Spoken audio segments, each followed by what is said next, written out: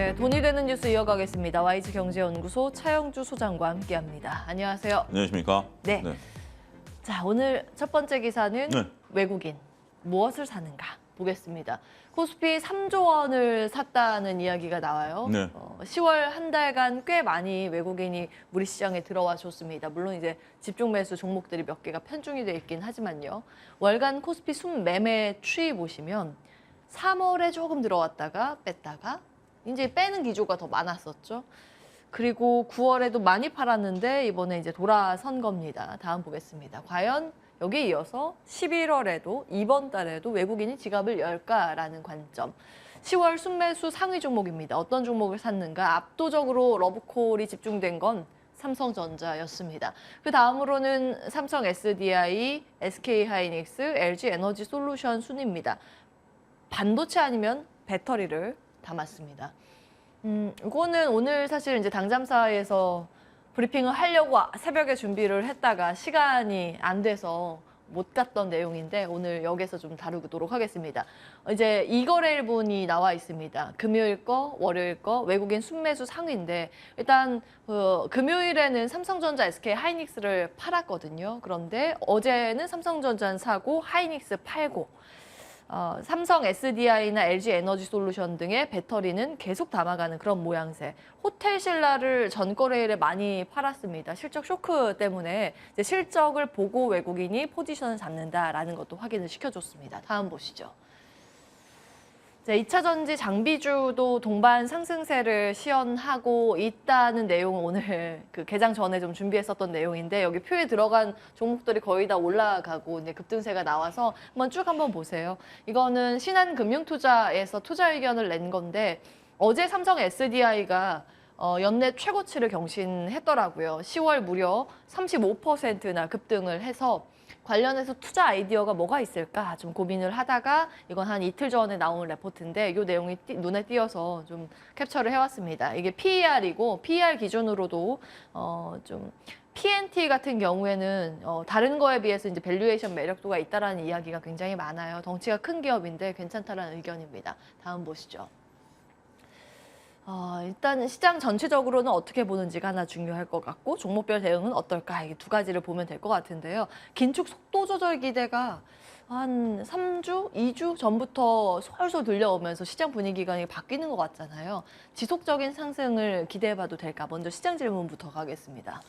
글쎄요. 이 부분은 좀 체크를 해봐야 될 것으로 보여집니다. 일단은 당장 우리나라 시간으로 목요일 날 FOMC 회의가 열리고 이번 같은 경우는 점도표 발표가 없어요. 그렇기 때문에 우리가 이제 12월 달에 대해서 지금 설왕설래가 있지 않습니까? 연준은 지금 올해 125bp 금리 인상을 하겠다라는 것을 9월에 밝힌 이후에 아직까지 스탠스 변화는 없고 단지 월가에서 10월 달에 CPI 지수가 워낙 세게 나와가지고 12월 달에도 75bp 하는 거 아니야? 월가에서 얘기 나왔다가 시장에 빠졌다가 월가에서 야 이거 조금 다시 50bp 하는 거 아니야? 나오면서 다시 올라가는 그런 형국이에요. 그러니까 이 팩트 체크를 여러분들 잘 하셔야 된다라는 것들이고요. 일단 속도 조절론에 대한 얘기들은 이제 소소히 고개를 들고 있습니다만 아직까지 그것은 일부 시장의 의견일 뿐 연준의 의견은 아니다라는 겁니다. 최근까지 나온 연준의 베이지북을 보게 된다면 베이지북이라는 것은 연준이 금리 결정하는 데 가장 중요하게 보는 어떤 그러한 지표들이거든요. 물론 거기서 보면 몇몇 주에서 일단은 경기 둔화에 대한 부분들이 좀 나타나고 있는 것들도 포착이 되고 있어요. 그런 것들이 속도 조절에 나설 것으로 보여지긴 합니다만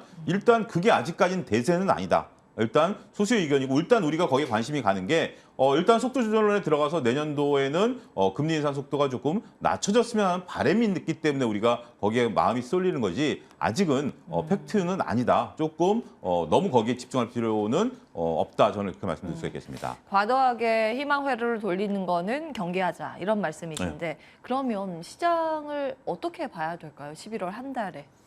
일단은 지금 이제 우리가 요것을 쫙 보게 된 게 전반적으로 봤을 때 일단은 뭐 외국인들의 동향이잖아요. 외국인들의 동향이고 지금 현재 우리나라도 지금 많은 실적들 발표가 나오고 있고 저희가 이제 실적 초반에 그런 얘기를 드렸잖아요. 초반에는 공부 잘하는 애들이 발표하고 후반으로 갈수록 공부 못하는 애들이 발표 나올 가능성에 대해서 얘기를 했고 그런 것들이 지금 이제 현실화되고 있고 미국도 이번에 슈퍼위크예요. 그러니까 미국 기업들의 3분의 1이 이번 주에 다 실적 발표가 나오기 때문에 여기에 흔들릴 가능성이 있다라는 거죠. 자, 외국인들의 속마음을 좀 알았으면 좋겠습니다. 원앵커는 모르시겠죠? 이미수 박사님 아시겠습니다. 옛날에 태조왕건이라는 드라마가 있었던 거의 관시법이라는 얘기를 저는 요즘 많이 생각이 좀 나요. 궁예. 예, 궁예 관시법. 저도 압니다. 그래서 정말 관심법으로 외국인들의 속마음을 한번 좀 들여다봤으면 하는 솔직한 이제 심정이죠. 예. 그들이 과연 무슨 생각을 갖고 이것을 사느냐라는 부분들인데 일단은 뭐 그거는 저희가 이제 드라마에서나 있을 법한 얘기니까 미루어 짐작을 해보죠. 자, 이제 몇 가지 이제 일부 분석을 그렇게 하시는 분들도 있습니다. 결국 외국인들이 한 달 샀는데 10월 달에 한 달 샀는데 이번에 산 거는 과거와는 조금 다른 뭐 양상이에요. 일단은 소수 종목에 집중돼 있었어요. 특히 이제 반도체라든지 원앵커가 분석한 대로 2차 전지라든지 소수 종목, 특히 이제 이런 것들이 일단 반도체는 업황이 불투명하다라는 전제, 2차 전지는 나름대로 업황이 밝지만 어찌됐든 공통점을 굳이 찾는다라면 지수 관련주라고 봐야 되겠죠. 그나마 두 개의 어떤 공통점을 본다라면 반도체는 업황이 지금 아직 불투명해요. 그리고 2차 전지는 업황이 그나마 내년도 이렇게 좋다는 건데 일단 지수 관련주라고 저는 봐야 될 것 같아요. 공통은. 그러면 지수 관련주들을 외국인들이 산다라는 게 이제 10월 달의 특징이죠. 과거 이제 8월 달이나 7월 달과 좀 다른 모습인데 지수 관련주를 사는 거에 대해서 두 가지 관점에서 해석이 가능할 것으로 보여집니다. 하나는 환율이에요. 야, 환율이 왜 벌써 튀어나와라고 하시는 분들도 있겠죠. 지금 1,430원대에서 움직이고 있죠.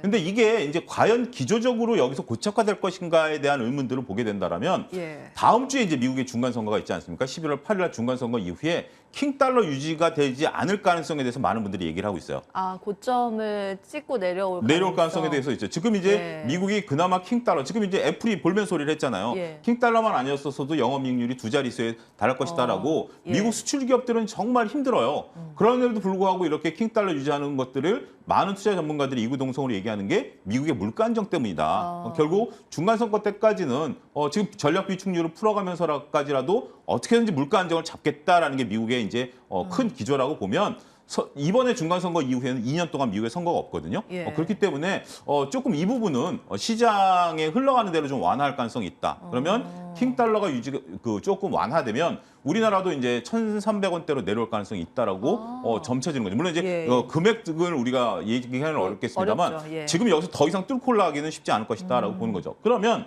자, 지금 상태에서 지수 관련주들을 산다라는 것은 환플레이일 가능성도 높다라는 거죠.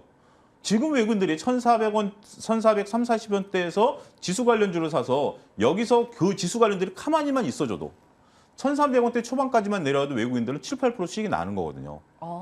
충분히 가능하죠. 이게 가능합니다. 이걸 개별 종목으로 들어왔다라는 것은 변동성이 크죠. 개별 종목을 보고 들어왔다라는 것은 환플레이가 아닙니다. 왜냐하면 개별 종목은 이익을 보고 들어오는 거지. 그 기업이 좋아서. 기업이 좋아서 들어오는 거지. 환플레이가 들어온다는 건 지수 관련주거든요. 결국 저는 여기에 좀 무게 중심이 쏠리지 않게 여기서부터 이제 뇌피셜이죠. 분석이니까 뇌피셜이 된다라는 거고 두 번째 이거에 더 플러스 알파가 된 게 증안 펀드의 대기 자금입니다. 지금 현재 정부가 이미 스탠바이를 다 끝내놓은 상태고 여차하면 증안 펀드를 투입하겠다라는 게 지금 정부의 기조죠. 그러니까 우리가 이제 지난달 초까지 지수가 급락했을 때 특히 9월 달에 급락을 했을 때 두 가지 요구를 했죠. 하나는 공매도 금지, 하나는 증안 펀드의 투입. 이 두 가지였는데 공매도는 일단 뭐 10월 달에 쇼크버링이 한번 나왔기 때문에 이제 공매도를 얘기하시는 분들은 별로 없는 것 같아요. 물론 개별 종목 단에 있어서 실적 악화에 따라서 공매도가 나올 가능성은 뭐 충분히 있긴 합니다만 시장 자체적으로 공매도에 대한 어떤 트리거는 좀 사라졌다라고 보면 지금 기대하는 건 증안펀드죠. 근데 증안펀드 같은 경우 2020년 3월에도 준비됐다 안 들어온 게 그때 당시에 지수가 급등하면서 들어올 타이밍을 못 잡았다라는 거죠. 그리고 증안펀드라는 게 언젠가 사놓으면 또 언젠가 팔아야 되기 때문에 시장을 좀 왜곡할 수 있는 거라 굳이 안 들어와 주는 게 좋죠. 근데 우리가 이제 제가 이제 들어오기 전에 원앵커랑 사담을 나눌 때도 얘기했지만 우리가 이제 막대한 그 군사를 보유하고 있는 게 전쟁을 하겠다라는 게 아니라 전쟁을 방지하겠다라는 의미잖아요. 그래서 지금 증안펀드도 지수 하락을 방지하는 역할을 하고 있는 거죠. 투자자들에게 심리적으로 야 여기서 더 이상 밀리면 증안펀드 들어올 텐데 내가 샀다. 그러니까 기관 투자자 입장이라면 내가 종목을 샀다가 빠지면 증안펀드가 들어올 텐데 그러면 나는 지금 정도 사놔도 되는 거 아니야? 라고 생각할 수 있다라는 거죠. 이러한 얘기들이 현재 지금 조금 뭐 일부 소수 의견이긴 하면 얘기를 드는데 충분히 저는 논리적으로 가능하다라고 봅니다. 특히 외국인들 시각에서 본다라면 지금 이제 외국인들 시각에서 보는 거니까 그렇게 된다라면 외국인들은 지금 상태라면 조금 중기적으로 보면 지금 정도 환에서는 살만한 가능성이 있다. 거기에 또 밀리면 증안펀드라는 안전판이 지금 버팀목하고 있기 때문에 그러면 지금 확인되고 살 것이냐 지금 내가 먼저 할 거냐라고 봤을 때는 먼저 배팅을 해도 지금 이제 금액은 크지가 않기 때문에 예, 예. 먼저 배팅을 해도 내가 크게 손해 볼 것은 없다라고 보는 시각도 있을 수 있다. 좋습니다. 저는 그렇게 해석이 가능하다고 말씀드리겠습니다. 예, 외국인이 10월에 이제 컴백했는데 추가 매수 가능성이 열려 있다. 그 근거는 환율 전망과 함께 우리나라의 이제 정부가 카드를 만지작거리고 있는 증안기금, 이제 투입에 대한 기대감, 이 심리적인 작용을 말씀 주셨습니다. 자, 그렇다면 외국인이 무엇을 살까에 또 집중을 해봐야겠죠. 앞서서 이제 화면에서 보신 것처럼 외국인은 반도체와 배터리에 집중 매수를 보내고 있는 상황입니다. 투자 의견 하나하나 따로따로 보면 좋을 것 같은데요. 일단 반도체 의견은 어떠세요? 반도체는 이제 SK하이닉스가 이제 탈락을 했죠. 원래 이제 9월 28일부터 시장에서 첫 번째로 나를 따르라라고 이제 총대를 맸던 게 SK하이닉스인데 SK하이닉스가 이제는 뭐 놓아줘야 되는 건가요? 전사를 했죠. 그렇게 그렇고 보세요? 그 뒤에 이제 이어서 이제 삼성전자 그 바톤을 받았고 예. 삼성전자 같은 경우 이제 오늘 또 창립 기념일로 행사가 좀 취소됐다라고는 합니다만 어쨌든 이재용 회장이 취임을 했었기 때문에 예. 삼성전자에 대한 기대감들이 있다라고 보면 아무래도 대장주는 삼성전자겠죠. 삼성전자 사고 안 사고를 떠나서 우리가 이제 투자자 입장에서 삼성전자를 이제 바로미터로 봐야 될 것 같습니다. 그래서 이제 외국인들은 여전히 삼성전자를 살 것으로 보여지고 있고요. 예. 한 플레이를 하려면 삼성전자를 사야 되니까. 그 다음에 한 플레이를 하면 SK하이닉스가 아니면 뭘 사야 될까요? 엔솔이죠. 시가총액 2위니까. 예. 근데 저는 엔솔이 이제 그 물적 분할하면서 우리나라 이제 시가총액을 확 잡아먹을 때 예. 굉장히 좀 미웠어요. 이게 실적보다는 수급 논리로 올 한 해는 우리를 상당히 좀 곤혹스럽게 그렇죠. 했었죠. 예. 근데 저는 이제는 고마웁니다. 이게 사람이라는 게 변한 게 뭐냐면 과거에는 외국인들이 우리나라의 선물 가지고 이제 플레이를 많이 할 때 그렇죠. 삼성전자만 붙잡고 선물 플레이를 막 가능하게 했어요. 옛날에는 거의 그랬어요. 작년까지만 해도 예. 작년까지는 삼성전자만 붙잡고 선물을 막 흔들어대면 우리나라 시장이 참 움직이기 쉬운 장이었어요. 예. 전 세계에서 우리나라만 유일하게 삼성전자만 붙잡고 있으면 선물 플레이가 됐어요. 왜냐하면 시가총액이 1위랑 2위 격차가 너무 너무 낮기 때문에. 그래요. 근데 예. 이제 LG엔솔이 올라왔는데 예. 업황이 다르죠.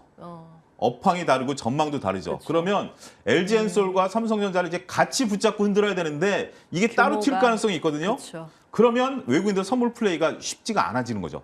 굉장히 좋은 지적이시네요. 네, 그렇게 된다면 우리나라의 변동성은 좀 잦아들 가능성이 있죠. 전 세계 경기가 안 좋을 때 우리는 삼성전자만 붙잡고 흔들어댔다가 예. 이제 흔들어대려고 보니까 야 LG엔솔까지 사야 돼? 돈이 더 들어가?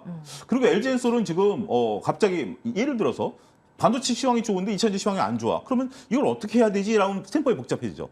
지수가 한 개 가지고 좌우되지 않기 때문에 예측하기 쉽지가 않군요. 쉽지가 않은 겁니다. 그렇기 때문에 이제는 외국인들의 선물 플레이가 예. 과거처럼 맘 놓고 하던 시절에서 이제는 고민하고 비용도 들어가는 시장이라면 예. 그거에 따른 외도독 현상이라고 그럴까요? 뭐 이런 예, 것들이 예. 조금 잦아들 가능성이 있기 때문에 저는 LG엔솔이 이런 것들도 우리가 뭐 세상이라는 게 투자하기에는? 무조건 뭐 좋은 점만 있고 나쁜 점만 있는 게 아니라 역시 예. 세상은 돌고 돈다라는 것도 다시 한번 좀 느끼게 되는 계기가 아닌가 싶습니다. 예, 과거에는 삼성전자 하나만 플레이해도 꼬리가 몸통을 흔드는 그렇죠. 격으로 시장 전체를 좌우했었는데 이제 그런 플레이는 쉽지 않은 가능성에 대해서 말씀 주셨습니다. 자, 투자를 하신다면 반도체 삼성전자 투자하시겠어요? 배터리, 뭐 LG 엔솔이나 개인 투자자 입장에서는 전망이 밝은 걸 투자해야지 수급보다는 그래도 뭐 수급이라는 게 배터리요? 정말 우리가 뭐 언제 갑자기 하이닉스처럼 확 사라져버릴 수도 있잖아요. 예. 그래도 하이닉스는 수급이 사라진 다음에 지금 불안감이죠. 왜냐하면 업황이 불안하니까. 그렇죠. 그래도 견딜 수 있는 거는 업황 쪽에 2차전지 쪽에 무게중심이 실려야 되지 않을까 싶습니다. 자, 단답형으로 시간상 없어서 이제 외국인이 사고 있는 게 두 가지로 압축이 네. 됩니다. LG 에너지 솔루션, 삼성 SDI 둘 중에는 어떤 걸 고르시겠어요? 엔솔이죠.